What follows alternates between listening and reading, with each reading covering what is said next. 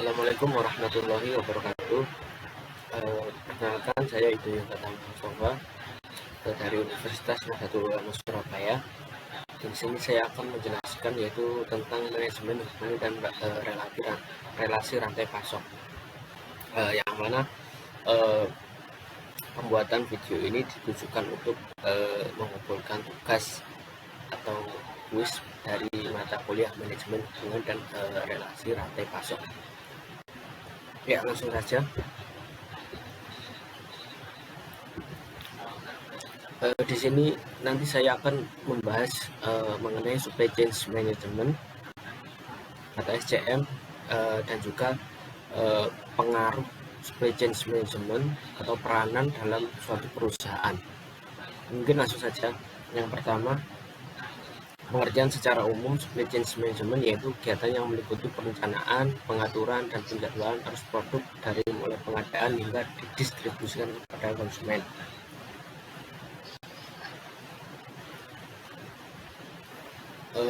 Menurut beberapa para ahli, supply chain management yaitu suatu aktivitas pengelolaan berbagai kegiatan demi mengubah bahan mentah hingga menjadi barang jadi dan dikirim oleh sistem distribusi kepada konsumen, menurut Heiser dan Render. Selanjutnya, menurut Chase, Aquilano, dan Jacob, supply chain management merupakan sistem yang dapat dimanfaatkan untuk melakukan pendekatan total dalam mengatur semua arus informasi, material, dan jasa yang terlibat dari bahan mentah hingga sampai ke tangan konsumen. Peranan teknologi informasi dalam supply chain management, menurut Chopra dan Meidel tahun 2001 menyatakan bahwa dalam supply chain management terdapat 4 penggerak. Yang pertama, persediaan, transportasi, fasilitas, dan informasi. Dari keempat penggerak tadi, yang utama yaitu informasi, yang mana informasi sangat berpengaruh terhadap supply chain management. Informasi juga digunakan untuk pengambilan keputusan yang mana sangat penting ya dalam perusahaan. Selanjutnya, secara umum teknologi informasi dalam manajemen supply chain dapat dilihat dari dua perspektif besar. Jadi peranan supply chain management dilihat dari perspektif teknis dan juga perspektif manajerial. Yang pertama, perspektif teknis. Perspektif teknis ada yang namanya fungsi penciptaan. Fungsi penciptaan yaitu fungsinya untuk teknologi informasi harus mampu menjadi medium atau sarana untuk mengubah fakta-fakta atau kejadian-kejadian sehari-hari yang dijumpai dalam bisnis perusahaan ke dalam format kuantitatif. Selanjutnya, teknologi harus mampu mengubah data mentah yang telah dikumpulkan menjadi informasi yang relevan bagi setiap penggunanya. Yang ketiga, hasil dari pengambilan keputusan akan memberikan berbagai dampak langsung maupun tidak langsung terhadap kinerja bisnis informasi. Selanjutnya, perspektif manajerial. Dalam perspektif manajerial terdapat 4 peranan yang diharapkan, yaitu yang pertama, minimize risk atau mengurangi resiko, berasal dari adanya ketidakpastian berbagai hal dan aspek-aspek internal lain yang berada di luar kontrol perusahaan. Reduce cost, yang mana ada 4 cara untuk mengurangi biaya yang kerap dikeluarkan untuk kegiatan sehari-hari perusahaan. Yang pertama, eliminasi proses, simplifikasi proses, integrasi proses, dan otomatisasi proses. Yang ketiga, added value, menciptakan value bagi pelanggan perusahaan. Dan yang keempat, create new relasi, persaingan cepat dalam teknologi internet telah mampu menciptakan suatu arena bersaing baru bagi perusahaan. Selanjutnya, peranan teknologi informasi pada proses bisnis dalam supply chain management. Yang pertama, peranan dalam manajemen hubungan pelanggan, yang mana dalam hubungan pelanggan sangat-sangat berpengaruh ya. Artinya dalam produsen dan juga konsumen juga harus memberikan atau di-manage dengan baik hubungan tersebut agar terus berkesinambungan. Yang kedua, peranan dalam manajemen pelayanan pelanggan. Dalam pelayanan pelanggan, dari distributor, produsen, dan juga hingga konsumen harus diberikan integrasi atau di-manage juga untuk pelayanannya, yang mana pelayanan harus cepat, tepat, dan juga sesuai dengan pelanggan. Selanjutnya yang ketiga, peranan dalam manajemen permintaan. Jadi dalam permintaan, perusahaan tidak harus memberikan atau sesuai dengan permintaan ke konsumen, tetapi perusahaan harus mempunyai stok dan juga stok tersebut harus di-manage dengan baik. Yang keempat, peranan dalam pemenuhan pesanan. Dalam setiap pesanan, kita tidak harus atau tidak boleh stok habis, yang artinya harus terus ada stok tersebut, dan juga tidak barang tersebut tidak cepat busuk, ya artinya dalam jangka waktu tertentu kita juga harus mempunyai stok dan juga pesanan harus terpenuhi. Yang kelima, peranan dalam manajemen area manufaktur. Dalam manajemen area manufaktur, suatu sistem semua harus terintegrasi dengan baik. Yang keenam, peranan dalam manajemen hubungan pemasok. Tidak hanya dengan konsumen, dengan pemasok juga kita harus bisa menjalin atau manage hubungan dengan baik. Yang ketujuh, peranan dalam pengembangan dan komersialisasi produk. Pengembangan dan komersialisasi produk harus terus ada, yang mana dalam suatu produk kita juga tidak harus sama aja produk yang kita jual atau kita berikan ke konsumen, tapi juga harus ada pengembangan atau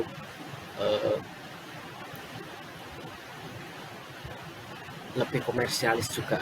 Dengan zaman yang begitu cepat, maka produk yang kita tawarkan juga harus berkembang dengan memperhatikan komersialisasi. Selanjutnya, peranan dalam manajemen pengembangan, return management. Dalam return management, dari penjualan hingga pendapatan, suatu perusahaan harus mendapatkan keuntungan. Cost benefitnya harus terjaga dan juga harus terpantau dengan baik, yang mana setiap saat, setiap hari mungkin perusahaan tidak harus sama pendapatan dengan kemarin, tetapi harus bisa lebih baik lagi. Selanjutnya, pentingnya informasi dalam supply chain. Supply chain sangat berpengaruh pada informasi sangat berpengaruh pada supply chain, yang mana dari informasi tersebut kita bisa membuat suatu kumpulan data, yang mana data tersebut bisa kita gunakan untuk mengambil suatu keputusan atau kesimpulan, yang mana kesimpulan tersebut bisa menguntungkan perusahaan. Dari informasi kita juga bisa membagi dengan cepat permintaan dan juga penawaran yang ada. Dengan membagi informasi di seluruh supply chain manajemen ke konsumen akhir, kita bisa membuat suatu rantai permintaan diarahkan pada penyediaan nilai konsumen yang lebih. Jadi tujuannya yaitu mengintegrasikan data permintaan dan supply, jadi gambaran akurasinya sudah meningkat dan dapat jadi meningkatkan keunggulan kompetitif yang sangat baik, yang artinya dengan informasi maka integrasi di dalam supply chain akan meningkat dan juga akan berpengaruh pada keuntungan suatu perusahaan. Selanjutnya, penggunaan teknologi informasi dalam supply chain management. Ada banyak keterlibatan IT atau teknologi informasi dalam supply chain management. Di antaranya dalam bentuk ERP atau Enterprise Resource Planning. ERP yaitu suatu metode mengatur seluruh proses bisnis yang dalam satu perusahaan dengan suatu arsitektur perangkat lunak yang berjalan dalam waktu yang nyata. baik itu menyangkut otomatis back end, front end, maupun peningkatan efisiensi, kualitas, dan produktivitas serta keuntungan perusahaan. Interorganization Information System atau IOIS, yaitu suatu sistem yang bekerja untuk mengumpulkan, memproses, menyimpan, menganalisa, dan menyebarluaskan informasi yang berada dalam dua atau lebih organisasi guna meningkatkan efisiensi proses transaksi bisnis terhadap pemesanan, penagihan, pembayaran, maupun lainnya. Yang ketiga, Electronic Data Interchange atau EDA. Segala hal yang berkaitan dengan standar perpindahan data yang berhubungan dengan transaksi bisnis antara komputer, yaitu melalui EDA. Yang keempat, Virtual Enterprise, yaitu suatu jaringan dari beberapa perusahaan yang independen, sangat mungkin dahulunya sama kompetitor bersama-sama dan bekerjasama dalam mempercepat peningkatan keuntungan dan meraih kesempatan dengan menggunakan informasi dan komunikasi teknologi. Yang terakhir, e-commerce, yaitu seluruh aktivitas yang berhubungan dengan proses pembelian, penjualan, pengiriman penukaran produk, servis maupun informasi melalui bantuan jaringan komputer terhadap internet. Selanjutnya, penerapan IT pada supply chain management. Di sini saya akan menjawab soal atau pertanyaan nomor 2, yang mana berikan contoh perusahaan yang menggunakan supply chain management. Saya akan mengambil suatu contoh, yaitu perusahaan Carrefour, yang mana perusahaan ini sudah berdiri sejak lama dan juga memiliki perusahaan supermarket ya, atau hypermarket terbesar mungkin, salah satu hypermarket terbesar yang ada di Indonesia salah satunya. Secara Carrefour yaitu sebelumnya untuk contoh perusahaan atau perusahaan yang menggunakan supply chain management sebenarnya banyak ya. Artinya teman-teman mungkin bisa melihat seperti Tokopedia mungkin, atau Bukalapak, atau mungkin Blibli ya. Itu juga menggunakan supply chain management sebagai penggerak perusahaan tersebut. Selanjutnya, Carrefour yaitu adalah perusahaan yang bergerak di saya akan langsung Carrefour yaitu perusahaan yang bergerak di bidang dagang, yaitu hypermarket yang berasal dari Prancis. Carrefour dibentuk oleh keluarga Fournier dan Devroy pada tahun 1957. Awalnya Carrefour juga berusaha-usaha lainnya juga ya, artinya Carrefour juga berawal dari usaha kecil hingga mana pada tahun 1989 sudah membuka cabang di kawasan Asia, dan yang pertama kali di Asia yaitu ada di Taiwan tahun 1989 tadi ya. Selanjutnya di Malaysia pada tahun 1994, China 1995, Singapura 1997, dan Indonesia tahun 1998. Gebrakan yang dilakukan Carrefour yaitu penggabungan seluruh usaha Carrefour yang ada di dunia dengan perusahaan Promodes 4. Artinya setiap cabang yang ada di beberapa negara pasti akan atau harus diintegrasikan menjadi satu pusat, yang mana perusahaan Promodes menjadi pusatnya. Selanjutnya, produk Carrefour sangat banyak ya, yang artinya dalam meningkatkan konsumen atau pembeli. Carrefour juga meluncurkan website pada tahun 2000, yang mana dari tahun berdirinya Carrefour tahun 1957 hingga dibentuk suatu website tahun 2000 untuk menggait pelanggan, yang artinya perusahaan Carrefour tidak diam atau tidak hanya senang dengan beberapa cabang atau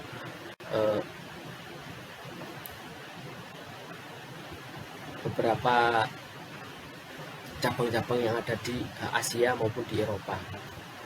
Dia membuka website yang mana website tersebut sangat dominan atau sangat berpengaruh juga terhadap perkembangan Carrefour ke depannya, yang mana perusahaan Carrefour tidak diam terhadap teknologi, tapi dia juga melek teknologi, bisa membuat website yang mana untuk keuntungan perusahaan.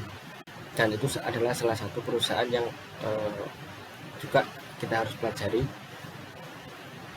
dalam teknologi informasi. Di era sekarang sangatlah penting untuk kita selalu update, yang mana jika kita menjadi suatu usaha, kita juga harus sering-sering memberikan atau update terhadap teknologi informasi yang akan berdampak pada perusahaan kita. Selanjutnya, di Indonesia pertama kali Carrefour dibuka di Jakarta ya, pada tahun 1998, bulan Oktober lebih tepatnya.